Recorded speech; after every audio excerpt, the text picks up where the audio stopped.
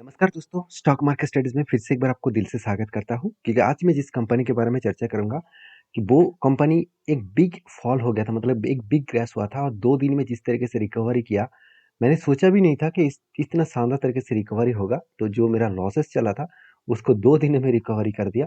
तो मैं वो आपके साथ शेयर करूँगा किस तरीके से पावर होते हैं कि अच्छी कंपनी हमेशा किस तरीके से आपको सारे मतलब आपका जो लॉसेस है, सारे जो रिकवरी है, मतलब जो लॉसेस रिकवरी मतलब है जो आपने ट्रेड लिया है, उस ट्रेड में अगर आपको भरोसा है, तो ज़रूर वो आपको ज़रूर बाउंस बैक करके आपका जो लॉस चला था, वो रिकवरी कर देंगे। ऐसे नहीं कि आपने जो पहले लॉस किया किसी कंपनी के और वो रिकवरी हो जाएगा, ऐसे बिल्कुल नहीं। तो चलो ये डेटा को देख लेते हैं। सबसे पहले मैं बात करूँगा टाटा एल्क्सी के बारे में। मैं इसी के बारे में चर्चा कर रहा था क्योंकि अगर चार्ट देखेंगे तो देखिए लास्ट 2 डेज़ में कंपनी ने बहुत शानदार धमाका किया। बहुत शानदार का मतलब है ओवरऑल मैं डाउन लेवल से टॉप लेवल तक देखूँ तो 2 दिन में अराउंड 3 दिन में अराउंड 30% का जंप हुआ। 3 दिन में 30% का जंप कोई आशा भी नहीं किया था।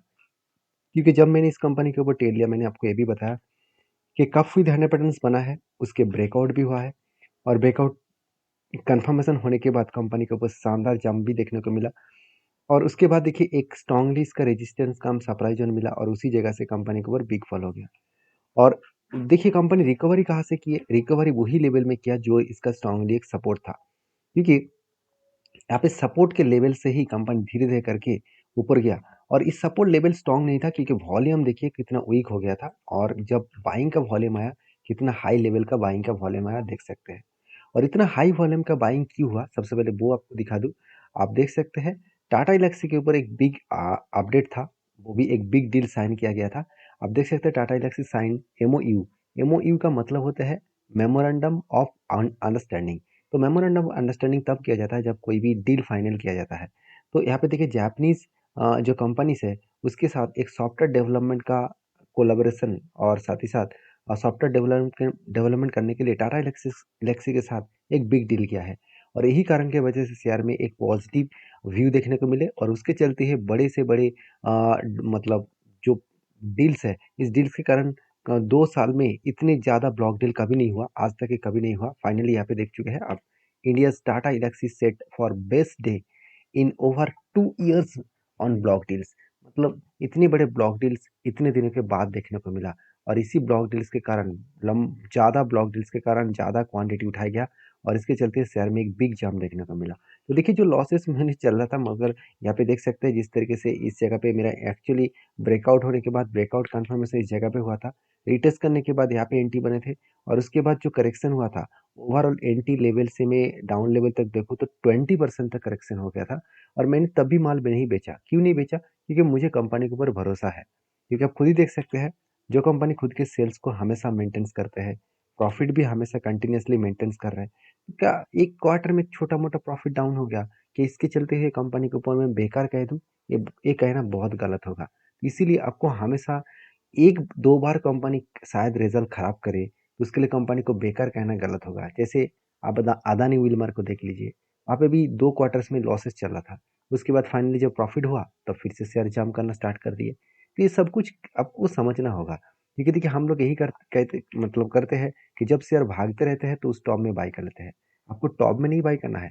आपको अगर बाय करना है तो आपको लॉजिक को समझ कर बाय करना है। तो देखिए मैं तो अभी बुलिश हूँ। अभी मुझे वो मतलब प्रॉफिट में यहाँ पे आ चुके हैं। स्ट्रैटेजीज़ जो मैंने यूज़ किया था, जो मैंने कप विद 100 पैटर्न्स को यूज़ करके काम किया था, कप बने उसके बाद हैंडल पैटर्न बने और फाइनली मुझे लगता है जिस तरीके से जर्नी यहाँ पे देखने को मिला है, वो ईज़िली 28% तक इस लेवल तक 28% तक जर्नी यहाँ पे देखने को मिल सकता है। एक अच्छा खासा बिग प्रॉफिटेबल जर्नी यहाँ पे देखने को मिल सकता है और इसी जर्नी कंपनी को एक बिग बूस्ट भी देने वाला है और मैं इस कंपनी के ऊपर बुलिश हूँ और पहले भी बुलिश था, आज भी बुलिश हूँ और आगे भी बुलिश रहूँगा क्योंकि इतनी शानदार कंपनी में माल बेचकर भाग जाना मेरे लिए तो नेगेटिव खिलाफ होगा, मतलब मेरे लिए कुछ नेगेटिव इम्पैक्ट होगा।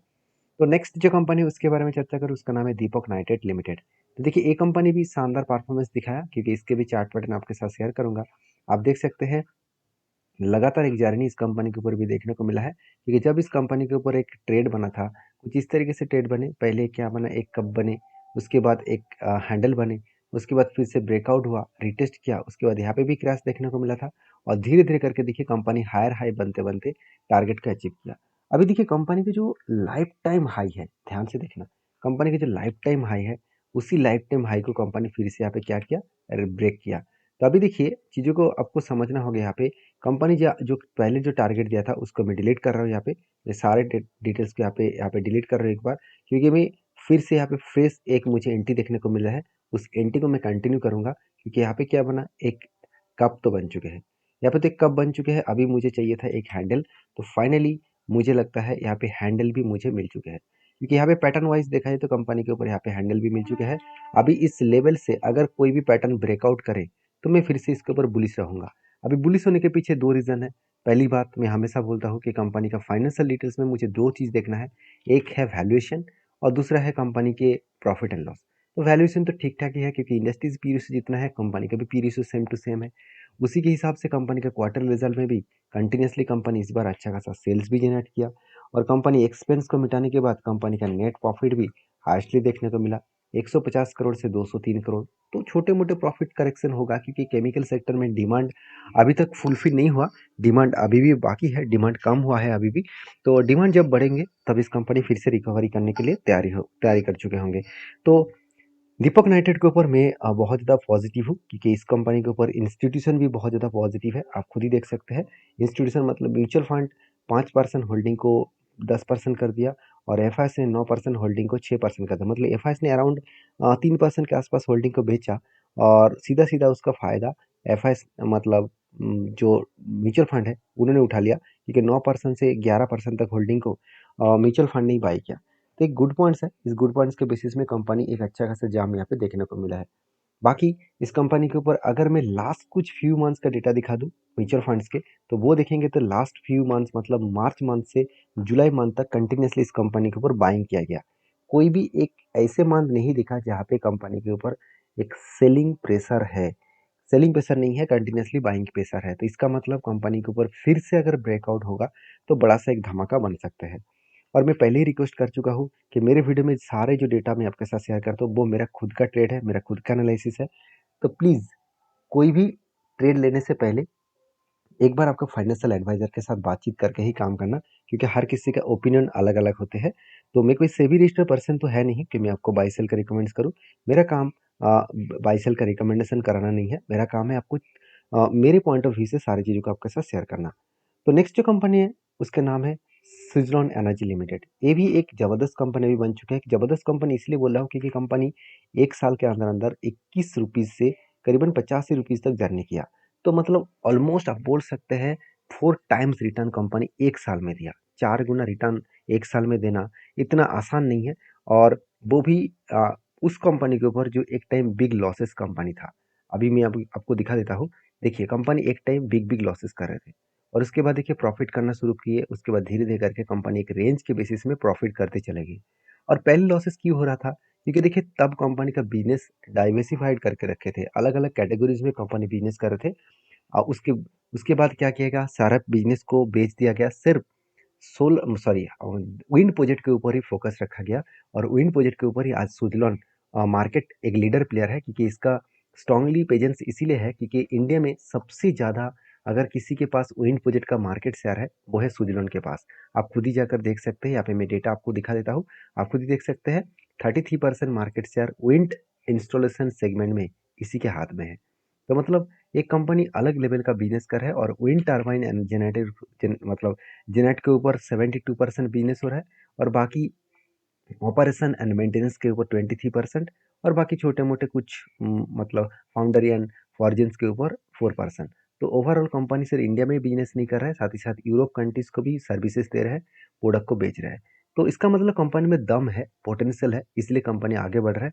और रही बात इस कंपनी के टेक्निकली चार्ट पैटर्न्स का, देखिए कंपनी लगातार भागते चले जा रहा है। मैंने आपको ये भी बताया कि कंपनी का अगर मैं प्रीवियस डेटा के आपके साथ शेयर करूँ तो आप खुद ही देख सकते हैं कंपनी के ऊपर जिस तरीके से सिचुएशन क्रिएट हुआ, उस सिचुएशन के बेसिस में कंपनी के जो एक हाई है 52 का हाई, एक मतलब एक हाई लेवल मुझे जो देखने को मिला, करीबन करीबन इसका जो एक हाई लेवल यहाँ पे देखने को मिला, स्ट्रांगली जो एक हाई लेवल देखने को मिला है, कि जिसको हम लोग रेजिस्टेंस कम सप्लाई जोन भी कहेंगे, क्योंकि इसी लेवल से कंपनी के ऊपर बिग फॉल हुआ था। तो ये लेवल कौन सा है, 133 लेवल देखने को मिला। तो अभी कितना चला है 77, मुझे लग रहा है 133 लेवल तक जाने के लिए वो ज़रूर कोशिश करेंगे। अभी इस कंपनी के ऊपर मेरा व्यू क्या है, देखिए कंपनी क्या कर रहा है, ऊपर गया और एक फ्लैग जैसे पैटर्न क्रिएट किए और उसके बाद फिर से कंपनी ऊपर गया। मतलब फ्लैग विथ पुल जैसे पैटर्न क्रिएट किए, इसको पुल कहा जाता है, इसको फ्लैग कहा जाता है। उसी तरीके से सेम टू सेम देखिए यहाँ पे भी फ्लैग मतलब पुल बना, उसके बाद एक फ्लैग पैटर्न बना और फिर से वो ऊपर जाने के लिए तैयार कर रहा है। मतलब इस लेवल को ब्रेकआउट करे तो फिर से ऊपर जाने का कोशिश करेंगे। इसको कहा जाता है फ्लैग विथ पुल पैटर्न। तो इस पैटर्न के ऊपर मैं काम तो नहीं करता हूँ, मगर इस पैटर्न्स को मैं बहुत बार मतलब एज ए टेस्टिंग करके देख चुका हूँ। अच्छा खासा काम भी करते हैं। इसका मतलब ये नहीं कि मैं बाई सेल करूँगा, ऐसे बिल्कुल नहीं, क्योंकि मुझे स्ट्रांगली जिस स्ट्रेटजीज को मैं फॉलो करके काम करता हूँ, उस स्ट्रांगली स्ट्रेटजीज मुझे चाहिए। हाँ, मैं यहाँ पे जरूर चेकआउट करूंगा कि यहाँ पे कंटिन्यूसली जो बाइंग का रेंज मिला था, क्या वो 20% के ऊपर बने, बिल्कुल नहीं। तो मैं यहाँ पे कोई काम नहीं करूंगा। हाँ, मैं जरूर यहाँ पे काम करने वाला हूँ किस बेसिस में, अगर कंपनी कुछ इस तरीके से एक रेंज क्रिएट करे, अगर इस तरीके से एक रेंज क्रिएट करे और इसी रेंज के अंदर कुछ टाइम बिताए, उसके बाद अगर स्ट्रांगली ब्रेकआउट हाई वॉल्यूम के साथ करे, तो मैं जरूर यहाँ पे कुछ डिसीजन लेने वाला हूँ। ये था कुछ कंपनीज का अपडेट। और लास्ट जो कंपनी है उसके बारे में बात करूँ, उसका नाम आप देख सकते हैं, सफायर फूड्स इंडिया लिमिटेड। तो सफायर फूड इंडिया लिमिटेड जो बेसिकली 10,000 करोड़ के मार्केट कैप है, और इस कंपनी के ऊपर एक अपडेट जो है जो मैं आपके साथ शेयर करूंगा, वो है इस कंपनी के ऊपर स्प्लिट अनाउंसमेंट। तो 5 तारीख को कंपनी एक के बदले कंपनी 5 शेयर देने जा रहा है। तो जो स्प्लिट के बेसिस में कंपनी देने वाला है, तो जो लोग स्प्लिट पाना चाहते हैं तो डीपली एक बार रिसर्च करें, उसके बाद काम करें। वीडियो अच्छा लगे तो प्लीज़ लाइक करना। मिलते हैं नेक्स्ट वीडियो में, तब तक के लिए धन्यवाद।